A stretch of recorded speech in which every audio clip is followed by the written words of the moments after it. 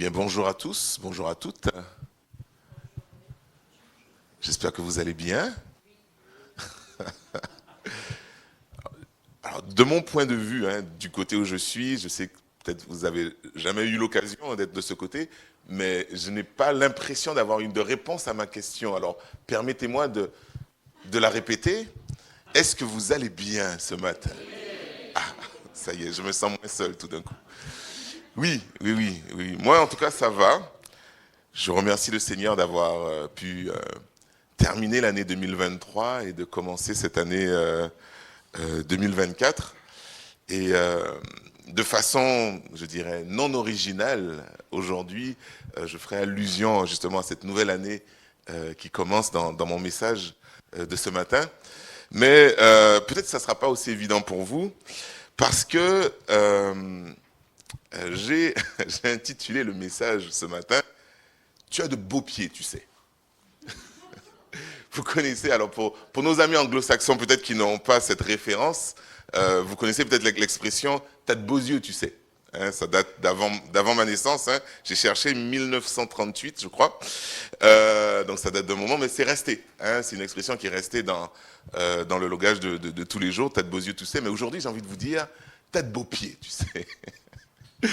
Pourquoi Regardez, qu'est-ce qu'il raconte, vous allez voir, vous allez voir. Et pour commencer le message, j'aimerais que chacun vous puisse faire un exercice ce matin. On enlève nos chaussures et on fasse une Non, je rigole. Je rigole. Non. Je me souviens, il y a quelque temps, dans une autre église où j'allais, on a fait une petite rencontre comme ça dans l'après-midi, ou même dans la soirée. C'était quelque chose d'assez sympa. Et l'animateur, en fait, il nous proposait d'aller chercher des choses un petit peu à droite à gauche. Alors on devait aller chercher, je sais pas, un sopalin, ou quelqu'un qui a une cravate, ou je sais pas, peu importe, un stylo. Et à un moment donné, il a dit, allez me chercher, mais elle me trouvait quelqu'un qui a une chaussette trouée. Alors moi, de ma tête, je me suis dit, c'est mort. Il va trouver personne. Il n'y a personne qui va oser enlever ses chaussures, montrer à tout le monde qu'il a des... Eh bien, en fait, si. Les gens étaient tellement compétitifs qu'il y en a plusieurs qui disent, moi, comme ça, avec la chaussette trouée. Et c'était assez drôle, en vrai. Mais moi, en tout cas, personnellement, moi, je suis très content. Et même si mes chaussettes étaient trouées, je serais jamais dit. Je serais content que mes pieds restent enfermés dans des belles chaussures et que personne ne les voit. Même en été, porter des sandales, c'est pas toujours évident. Pourtant, je vous dis ce matin, t'as de beaux pieds, tu sais. Et vous allez comprendre, lorsque nous allons ouvrir notre Bible, dans Romains chapitre 10, c'est Paul qui écrit une lettre à l'église de Rome, et au chapitre 10, verset 13, il dit « En effet, toute personne qui fera appel au nom du Seigneur sera sauvée. Mais comment donc feront-ils appel à celui en qui ils n'ont pas cru? Et comment croiront-ils en celui dont ils n'ont pas entendu parler? Et comment entendront-ils parler de lui si personne ne l'annonce? Et enfin, comment l'annoncera-t-on si personne n'est envoyé? » De très très bonnes questions, n'est-ce pas? Et il poursuit, comme il est écrit, qu'ils sont beaux les pieds de ceux qui annoncent la paix, de ceux qui annoncent la bonne nouvelle. Vous voyez où je veux en venir maintenant? Qu'ils sont beaux les pieds de ceux qui annoncent la paix, de ceux qui annoncent la bonne nouvelle. Voici un message qui, pour moi, est complètement intemporel. Il faut savoir que Paul, lorsqu'il écrit ces lignes, il cite déjà Isaïe, qui avait écrit ça quelques 800 ans plus tôt, et il le recite il y a 2000 ans, et on en parle encore aujourd'hui, qu'ils sont beaux les pieds de ceux qui annoncent la paix, de ceux qui annoncent la bonne nouvelle. Et je vous parlais de vœux tout à l'heure. Eh bien, dans ce passage, j'ai trouvé les vœux que j'avais envie de faire, de donner à l'Église, tant individuellement que collectivement. Donc, individuellement pour chacun de nous et collectivement pour l'Église locale que nous formons. Je ne sais pas si vous avez remarqué, mais toujours les grands gagnants des vœux, chaque année, ça fait à peu près 25 ans que je suis sur Terre, n'est-ce pas? Un peu plus. Un peu plus. Et chaque année, on dit plus ou moins les mêmes choses. C'est trois choses, vous allez me dire si vous êtes d'accord avec moi. Il y a la santé. On souhaite la santé. Beaucoup. Je pense que c'est le top 1, le premier. L'amour, hein, et l'argent. Il y a peut-être d'autres choses, hein, je ne pense pas être exhaustif, mais je pense que ces trois-là se placent vraiment, vraiment, au moins dans le top 5, voire le top 10, voire le top 5.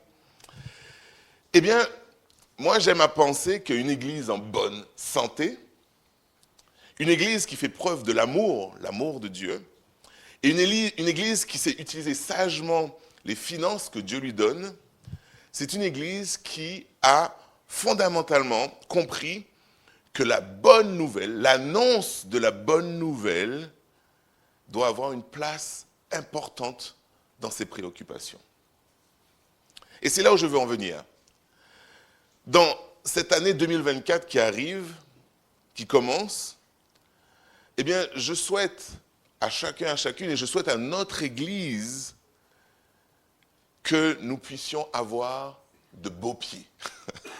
Ces beaux pieds de ceux qui annoncent la bonne nouvelle.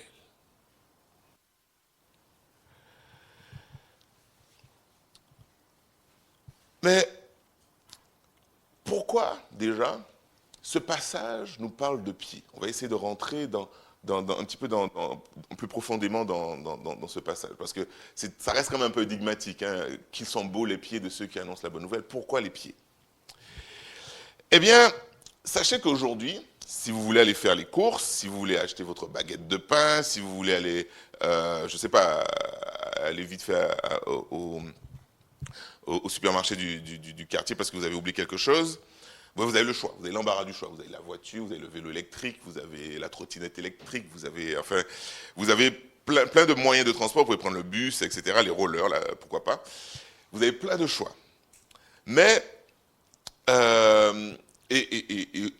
plutôt, si vous avez besoin de vous connecter avec la personne, vos amis, votre famille, vous avez là encore l'embarras du choix. Vous prenez votre téléphone, vous l'envoyez un message sur Insta, sur Snap, sur WhatsApp, voilà, il y a tout ce que vous voulez. Il y en a même qui s'appellent, alors qu'ils sont dans la même pièce, hein, les jeunes, hein, voilà, ou dans la pièce d'à côté, est-ce que tu peux venir, je suis juste à côté, enfin, ne niez pas, hein, je le fais aussi, voilà. Et donc, il y a un étage, je sais pas, enfin, peu importe, je ne raconte pas ma vie, mais effectivement, aujourd'hui, on a l'embarras du choix des moyens de communication et des moyens de se déplacer. Mais ce verset, il a été écrit à une époque où ni la voiture, ni les avions, ni les trains, ni Internet, encore moins le téléphone portable, et même le courrier postal n'existait pas. Et à cette époque, si on voulait faire passer un message à quelqu'un, on n'avait pas beaucoup de solutions autres que d'utiliser le moyen de transport le plus fréquent à cette époque, les deux pieds.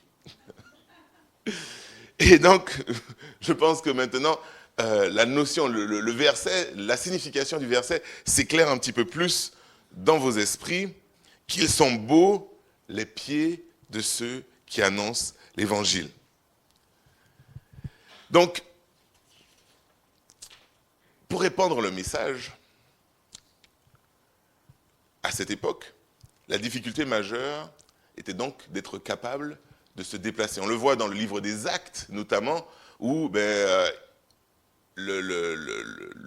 livre nous parle de voyages. Même dans tout le Nouveau Testament, on parle de voyages, des voyages de Paul, etc., où il fallait se déplacer, il fallait aller assez loin, soi-même ou par bateau, etc., pour pouvoir annoncer l'évangile. Mais aujourd'hui, toute proportion gardée, bien entendu, mais si on essaie de faire une transposition à notre temps, au temps moderne dans lequel nous vivons, on pourrait dire, quelles sont belles les mains ou qu'ils sont beaux les doigts de celui qui sort son téléphone portable de sa poche et table le message ou fait un vocal ou tape le numéro de téléphone pour annoncer la bonne nouvelle. Parce qu'en fait, il faut se rendre à l'évidence. Entre le moment où ce passage a été écrit et aujourd'hui, cette annonce de la bonne nouvelle a été grandement simplifiée. C'est beaucoup plus facile aujourd'hui, comme je disais, de prendre cette petite boîte qui a, je pense, plus de puissance que l'ordinateur qui a fait partir la première fusée sur la Lune. Vous vous rendez compte? De prendre ce petit objet et pouvoir transférer littéralement à la vitesse de la lumière, oui, les messages dans le monde entier. Qu'ils sont beaux les pieds de ceux qui annoncent la bonne nouvelle. Donc je pense que lorsque l'on entend ça, on comprend une chose, c'est que ce message, ce passage, ce verset nous appelle à l'action. Il faut faire quelque chose. Et c'est mon vœu pour notre Église, encore une fois, de façon individuelle, mais aussi de façon collective, que nous puissions, en cette année 2024, passer à l'action. Mais il faut avouer que on n'a pas toujours le même enthousiasme que l'on retrouve dans ce verset. Et je vous propose ce matin, pour essayer d'alimenter notre enthousiasme, de voir trois choses importantes lorsque l'on parle d'aller annoncer l'évangile. Et j'ai trouvé très intéressant parce que je me suis promené un petit peu dans la Bible et je suis tombé sur le verset de Éphésiens chapitre 6, verset 15, que j'ai trouvé très similaire à notre passage. Il est très court, hein, mais très similaire. Vous savez, c'est le passage Éphésiens 6 où la lettre nous parle des armes du chrétien. Vous savez, les armes qu'il faut porter, il y a le casque, etc. Et il parle des chaussures. Tiens, encore une notion des pieds, vous voyez. Mettez à vos chaussures, Éphésiens 6, verset 15, mettez pour chaussures, à vos pieds, le zèle que donne l'évangile de paix.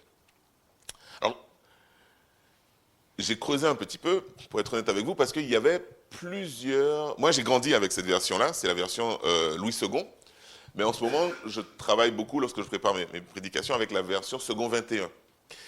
Et j'ai trouvé intéressant que la version Second 21 n'était pas totalement identique. Il y avait une petite nuance qui me chagrinait, parce que dans la version Louis II, ça dit « Mettez pour chaussure à vos pieds le zèle que donne l'évangile de paix ». Et j'aimais bien cette notion que le zèle venait de l'évangile. Je me suis dit, que je ne retrouvais pas dans Second 21, je me suis dit, regardons dans le grec. Je ne parle pas, je n'écris pas le grec, mais il y a des très bons outils sur Internet qui permettent de faire ça.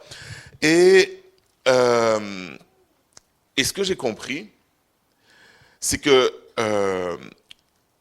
lorsque ça parle de zèle, le mot qui a été traduit par zèle, en fait, c'est un mot grec qui signifie la préparation. C'est un mot qui vient du verbe en grec préparer. En fait, ce que l'auteur de ce texte et de ce verset essaie de nous dire, et parce qu'on retrouve ce mot grec dans d'autres passages, notamment lorsqu'il faut se préparer pour la Pâque. Vous savez, juste avant que Jésus ne soit crucifié, vous savez, il y a tous ces passages dans tous les évangiles, Matthieu, Marc, Luc et Jean, où on nous parle de la préparation pour la Pâque. Et c'est exactement le même mot qui est utilisé à chaque fois.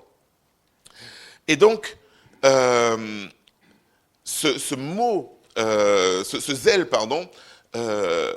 et en fait, revêt une notion que l'évangile de paix, l'évangile, la bonne nouvelle, c'est elle-même qui nous prépare, elle nous prépare à l'annoncer. C'est-à-dire, c'est elle qui nous met tous les éléments dont on a besoin pour pouvoir l'annoncer elle-même. Et ça a du sens. Ça a du sens d'une part parce qu'à la base, qui annonce l'évangile, c'est quelqu'un qui l'a reçu. Ça, c'est déjà, rien que ça me paraît logique. Mais il y a aussi cette notion de ce que l'évangile produit en nous. L'autre jour, c'était hier, je discutais avec une amie qui malheureusement, il y a 3 ans, a vécu une tragédie. Elle était enceinte et elle a perdu son mari. Et ils avaient déjà 2 enfants. Personnellement, j'ose même pas imaginer la détresse dans laquelle on peut être dans une situation, déjà, le fait d'être enceinte et de perdre son mari, une situation horrible. Et 3 ans, ce n'est pas vraiment très ancien pour un drame comme celui-ci. Et pourtant, tous les mots qu'elle avait à la bouche, c'était des mots positifs. Des mots où elle remerciait le Seigneur. Des mots où elle était capable de parler de joie dans le Seigneur. Moi, je trouve ça extraordinaire. Je trouve ça incroyable. Et c'est dans ce sens que je me dis que la bonne nouvelle, ce que l'Évangile fait en nous, peut nous préparer à l'annoncer. Et encore une fois, moi j'ai toujours trouvé ça extraordinaire avec Dieu, c'est que non seulement il nous donne des objectifs, il nous donne des tâches, mais c'est lui qui fait l'œuvre principale pour que nous puissions les atteindre. C'est lui qui fait le travail de fond. Et donc la question que j'ai envie de nous poser ce matin, puisque cet évangile que nous avons reçu, c'est lui qui nous prépare, est-ce qu'il y a au moins une chose que Dieu a mis dans ma vie, dans ta vie, et qui t'a changé, qui t'a transformé, qui t'a relevé, qui te remplit de joie, qui te remplit de paix, qui te remplit de bonheur, qui te remplit d'amour, qui fait, comme nous le rappelait Yann la semaine dernière, qui fait de toi un homme ou une femme nouvelle. Est-ce qu'il y a quelque chose? Si la réponse est oui, et j'espère que la réponse est oui, eh bien, c'est de ça que vient ce zèle, cet enthousiasme que nous devons avoir de pouvoir le partager et le dire aux autres, de façon complètement naturelle. Des fois, on s'attend à ce que les gens nous voient un petit peu comme des extraterrestres. Non. Non. Partageons ce que Dieu a fait dans nos vies. Tout simplement. Et à ce moment-là, tu peux prendre ton téléphone dans ta poche et on dira qu'ils sont beaux les doigts de celui qui a envoyé le SMS pour inviter son ami à manger, pour discuter un petit peu. Je ne sais pas, mais soyons encouragés. Première chose, par tout ce que nous vivons. Ne cherchons pas midi à 14h, ne cherchons pas des choses compliquées.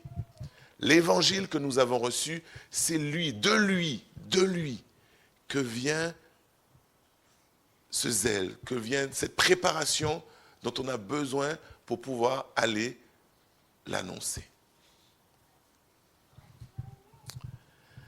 Deuxième chose, deuxième encouragement, deuxième pensée que nous devons avoir pour se dire, eh bien, j'ai envie d'aller, j'ai envie d'être sur le terrain, j'ai envie d'avoir ces beaux pieds dont parle Romain.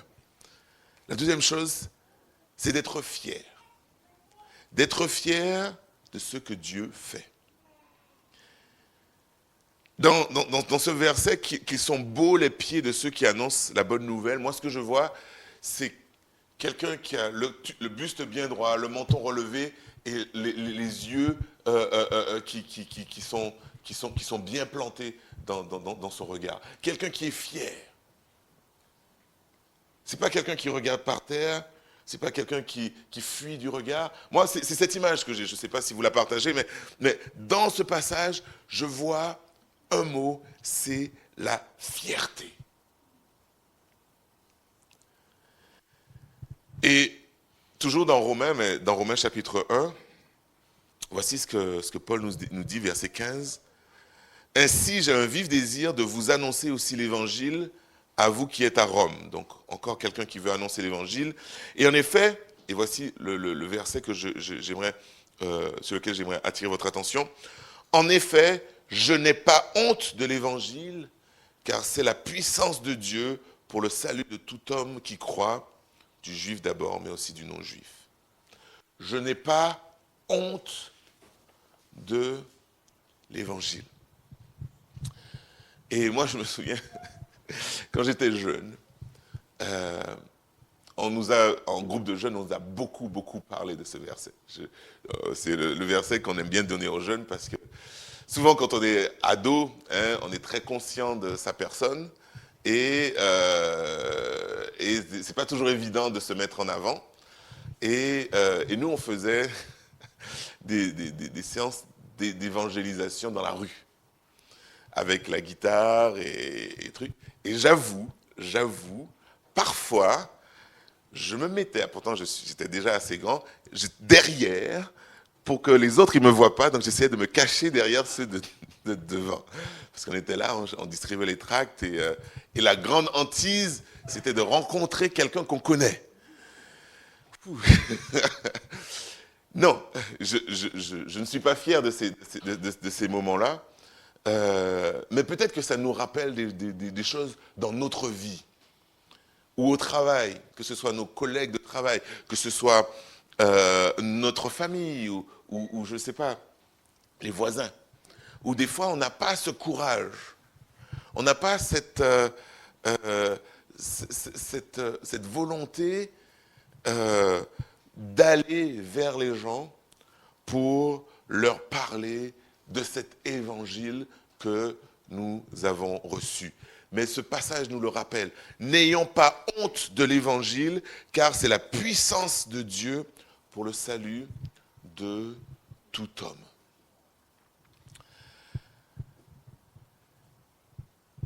Et est-ce qu'on a des bonnes raisons? Est-ce qu'on a des bonnes raisons d'être fiers? La première chose, c'est, comme son nom l'indique, c'est une bonne nouvelle. Et je ne sais pas si demain, vous avez trouvé, je ne sais pas, un vaccin, ou si quelqu'un trouve un vaccin contre le Covid, non, ça c'est déjà fait, un vaccin contre le sida, par exemple, ou que vous avez trouvé une façon extraordinaire de résoudre un problème. Je ne sais pas, vous pouvez penser à quelque chose vous-même, mais une chose est sûre, c'est que vous n'allez pas garder ça pour vous. Vous allez le dire à tout le monde. Vous allez le répandre autour de vous. Et en premier, vous allez le faire auprès des gens qui sont les plus proches de vous, les gens que vous aimez. Et donc je pense que c'est de cette façon-là que l'on doit voir l'évangile. Et je pense que lorsqu'on l'annonce, les gens le voient aussi de cette façon-là. Alors, ils ne vont pas forcément adhérer.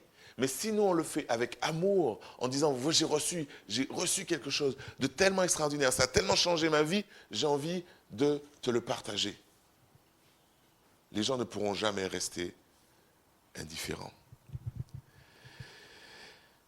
Et puis, il y a une autre raison pour nous d'être fiers, c'est toutes les promesses qu'il y a dans la Bible. Et j'en ai listé quelques-unes, et c'est un infime échantillon de ce que l'on peut trouver. Philippiens, chapitre 4, verset 19. « Et mon Dieu pourvoira à tous vos besoins, conformément à sa richesse, avec gloire en Jésus-Christ. » Quelle merveilleuse promesse. Il pourvoira à tous vos besoins. Jean chapitre 16, quand le défenseur sera venu, l'Esprit de vérité, il vous conduira dans toute la vérité. Jacques chapitre 1, on en a parlé il n'y a pas très longtemps. Si l'un de vous manque de sagesse, qu'il la demande à Dieu, et Dieu donne tout simplement et sans faire de reproche. Actes chapitre 2, tu m'as fait connaître les sentiers de la vie et tu me rempliras de joie par ta présence. Philippiens chapitre 4, ne vous inquiétez de rien, mais en toute chose, faites connaître vos besoins par des prières et des supplications, dans une attitude de reconnaissance. Et la paix, tellement qu'on a besoin de paix en ce moment. Et la paix de Dieu qui dépasse tout ce que l'on peut comprendre, gardera votre cœur et vos pensées en Jésus-Christ. Romains chapitre 8. En effet, j'ai l'assurance que ni la mort, ni la vie, ni les anges, ni les dominations, ni le présent, ni l'avenir, ni les puissances, ni la hauteur, ni la profondeur, ni aucune autre créature ne pourra nous séparer de l'amour de Dieu manifesté en Jésus-Christ. On a tellement besoin d'amour. 2 Thessaloniciens, verset 3, le Seigneur, chapitre 3, verset 3, pardon, le Seigneur est fidèle et il nous affermira et il nous protégera du mal. Et je peux continuer encore et encore et encore et encore. À quel moment on ne peut pas vouloir partager toutes ces bonnes choses?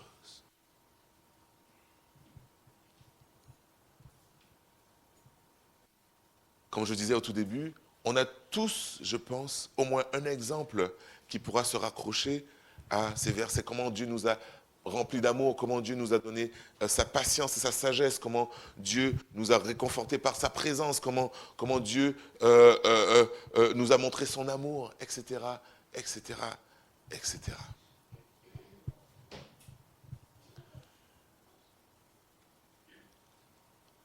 Rendons-nous compte que cette bonne nouvelle,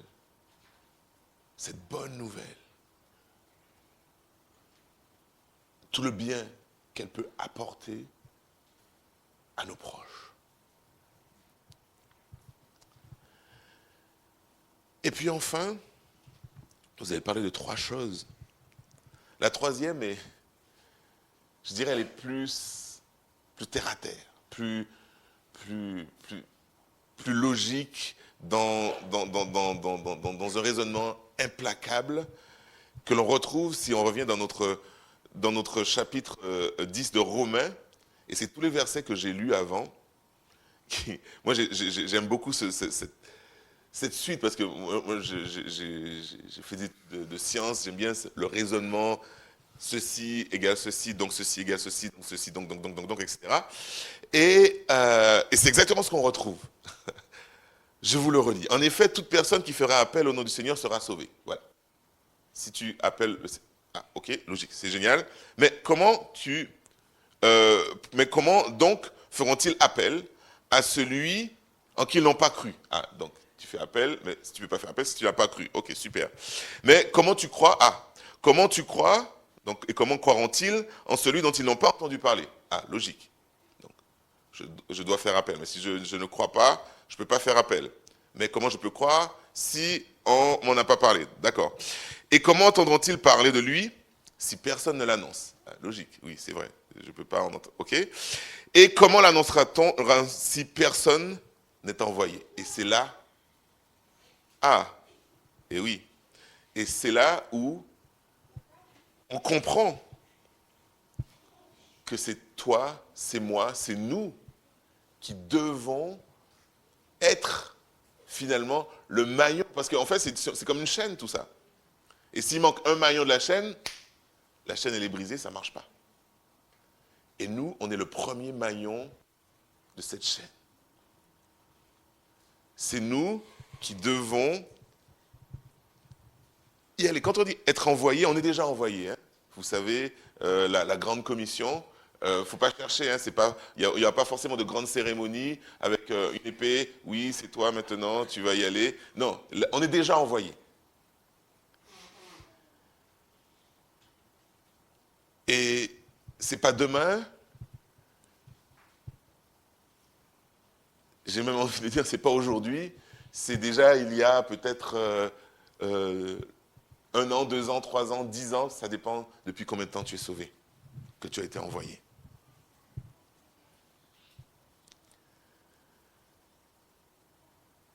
La foi, en fait, c'est extra simple.